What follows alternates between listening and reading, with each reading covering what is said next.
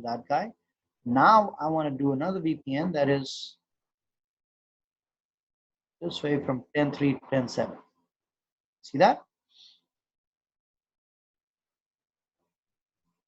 What's the issue over here? Why is it a little bit more tricky? The reason is this address. If you take a look at it, what type of address is it? It is a private address. The private address will not be available on the internet. So I need to make sure the tunnel endpoint, because my tunnel is from R3 to R7, this address on R7, which is 70.7, should be available on the outside using NAT.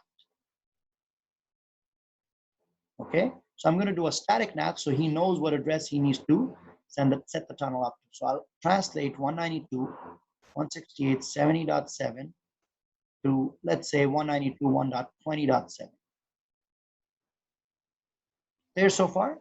So his peer now, set peer on the outside address will be 20.7. All good?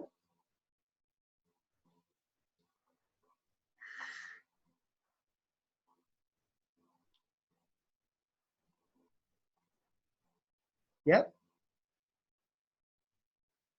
All right, perfect. Now, once I do that, the packet comes in. It starts off over here as 192.168.70.7, the ESP packet I'm talking about, destined to, let's say, 23.3, which is the IP address of this guy. And inside it is the actual data, which is from 10.7 going to 10.3. This part is encrypted. Remember, one of the things that I told you was ESP makes sure of data integrity, right? That means it should not be changed. Is this packet going to change once I set the ESP header? Is it going to change when it goes through the ASA firewall? Yes, it's going to change because of NAT, because the tunnel endpoint is changing.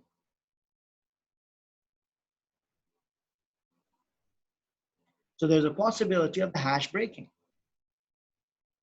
right? So how do they fix it? What Cisco does automatically by default, you don't need to worry about it. It's doing it on its own. Before it initially starts the conversation over UDP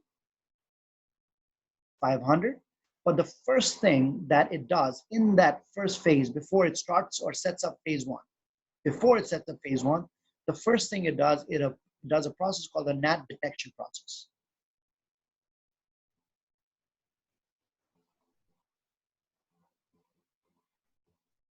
Okay, in this NAT detection process, which is enabled by default on every single router, what it does is it sends a dummy packet from 7 to 3 and 3 to 7.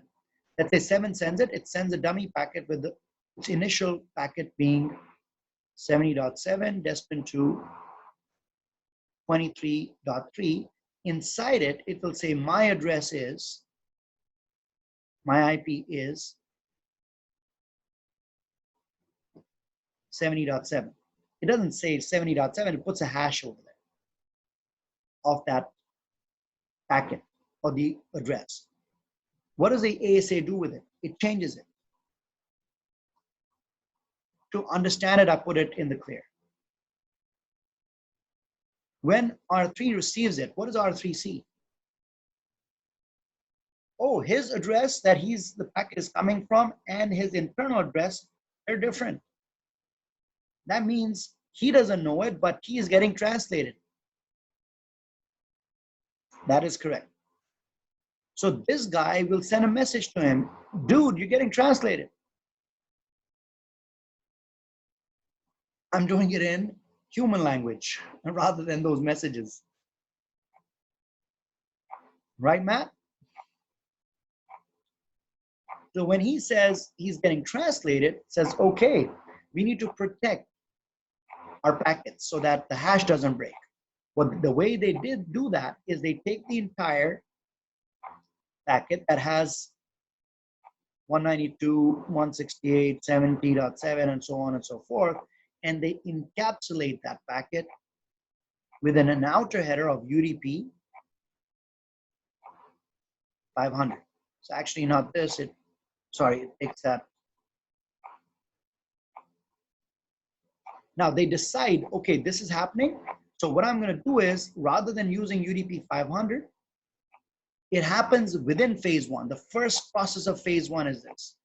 One of the first things that happens before it sets up the key exchange and all that, it does that. That session key is not exchanged at this point. Okay, so what it does, it says, okay, what we're going to do is we're going to take that ESP packet, complete ESP packet, and encapsulate the entire packet in a newer packet called UDP 500. So ESP packet is completely what? Encrypted. So what it does is it creates a new header which has UDP what? 4500. This becomes your outer header.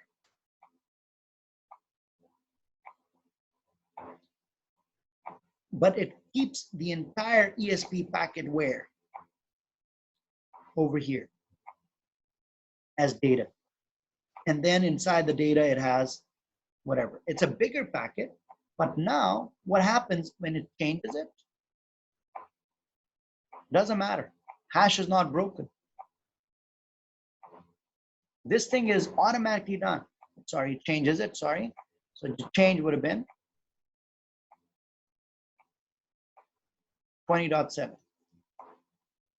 The whole purpose of doing that is that the hash is not broken because the hash is kept protected.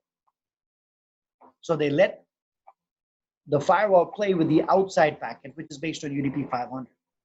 Now, what I'm telling you is happening automatically. Why am I stressing it? If it's happening automatically, this NAT detection process is happening automatically. The UDP 500 is happening automatically. The reason I'm telling you that is when you see that one of the tunnel endpoints is getting translated, you need to open up the appropriate ACL entry over here. You need to open up UDP 500 because the initial flow is based on UDP 500. But then the second phase, phase 2, is no longer going to have the packet as ESP. The ESP will be hidden inside the outer header, which will be based on UDP 4500. This is NAT transparent, NAT T. So I'll only have two entries, 500 and 4500. ESP will be within it, so the ASA will never see that. It is still an ESP packet inside, but the ASA will not see it. So the ASA sees the outer header of that 4500. In the NAT detection, it detects NAT and triggers it. So it does it automatically. NAT detection trigger is automatic. What it's doing that triggers the UDP 4500, when it sees that there's NAT, it will do it. This process of NAT detection also took place over here. Where?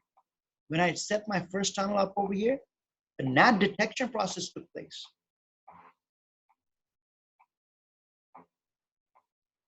But it saw that neither this one or this one is getting translated. It said, no, it's not getting translated. So 500 and ESP.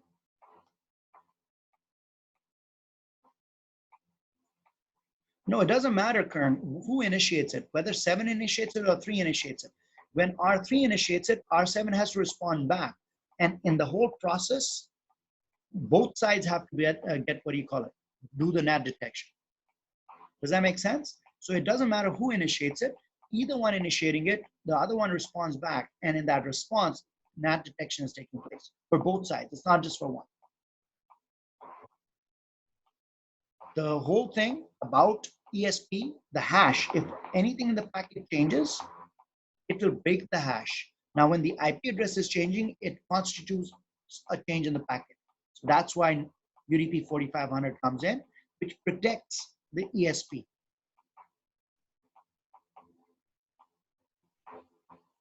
UDP 500. The first initial change is through UDP 500. You need to open that up.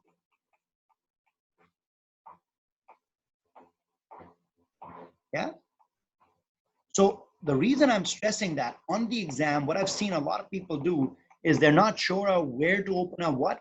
They open up ESP, UDP 500, and UDP 4500. Will it work? Absolutely, one of them will work.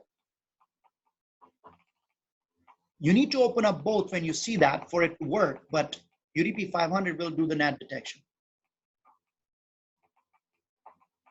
It's a different, each one is a different header. So 500 is being used for ISACAM. Now I'm carrying phase 2 data. 500 was for phase 1. ESP is phase 2 data. I'm encapsulating phase 2 data, so it needs a new protocol.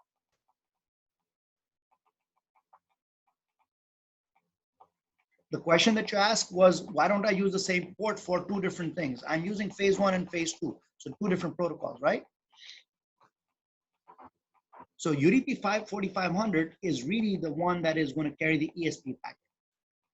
But even phase 1, after the initial phase, it will switch over to UDP 4500 as soon as it sees that. All right. NAT detection happened, but there was no translation, so there's no need for doing 4500.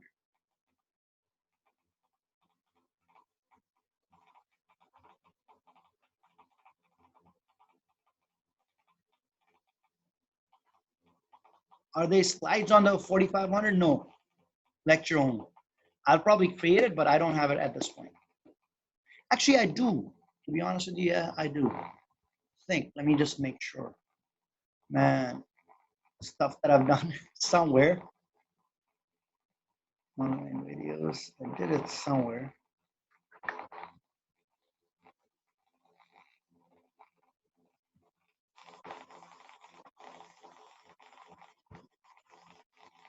Yeah, there you go. I have it. I'll send it to you.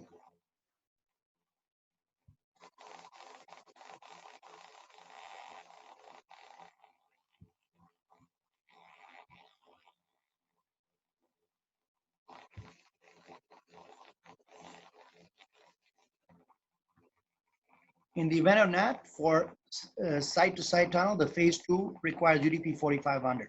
That is absolutely correct.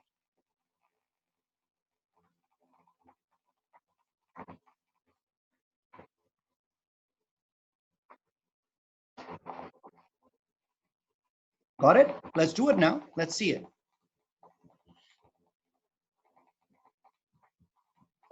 So this is LAN to LAN between R3 and R4, and I am going to do NAT T. So on R3, phase 1, I'm pointing towards what? 20.7.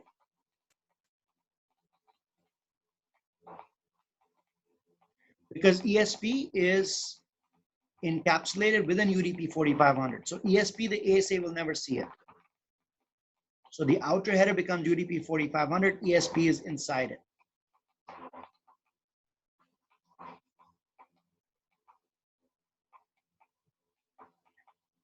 It happens in phase 1, absolutely. Before, that's what I said, it switches over. Main reason is to avoid breaking the hash. The switch over takes place in phase 1. So after it detects NAT, it switches, even phase 1, a part of phase 1 is, what do you call it, 4500 towards the end.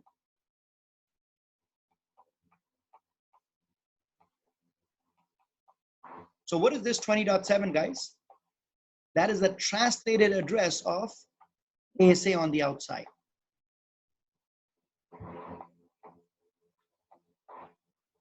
Phase 1, phase 2, 10.3 to 10.7, crypto map, set it to 20.7, key set, match address, and apply. Copy it. Let's go to R3.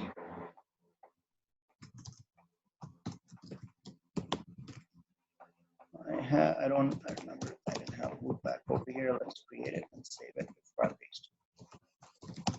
All right. Done. R7.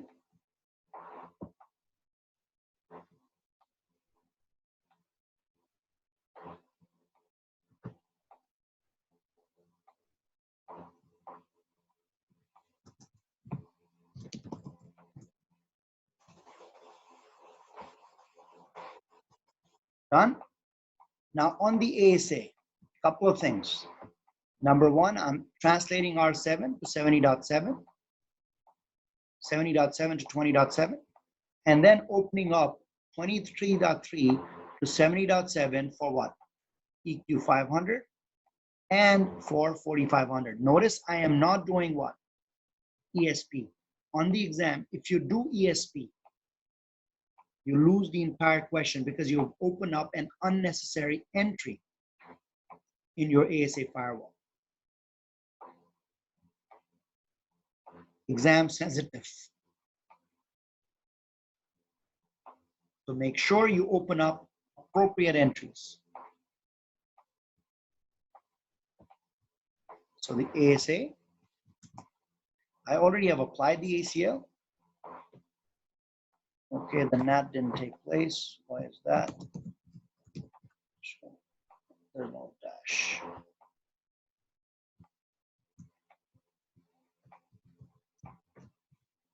Let's do it again. All right, show run, access dash list.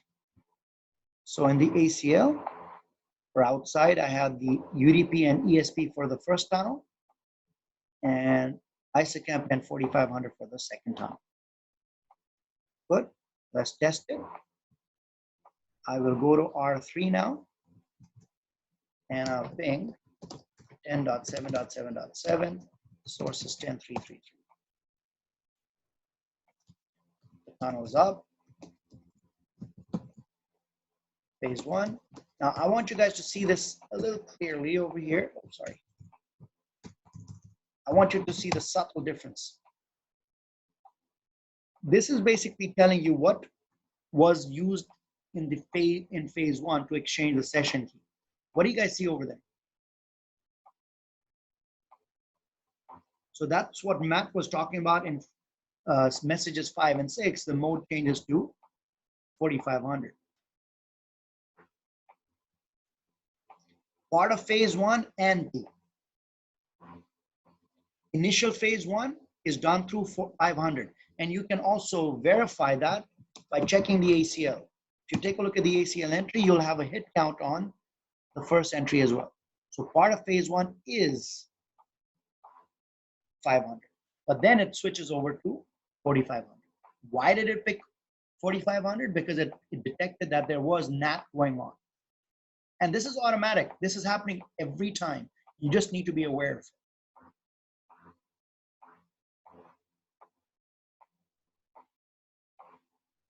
On the other one, the R4 to R6, if I check R4, take a look, it just has port 500 because the entire process went through without any NAT detection, so it's stuck to what?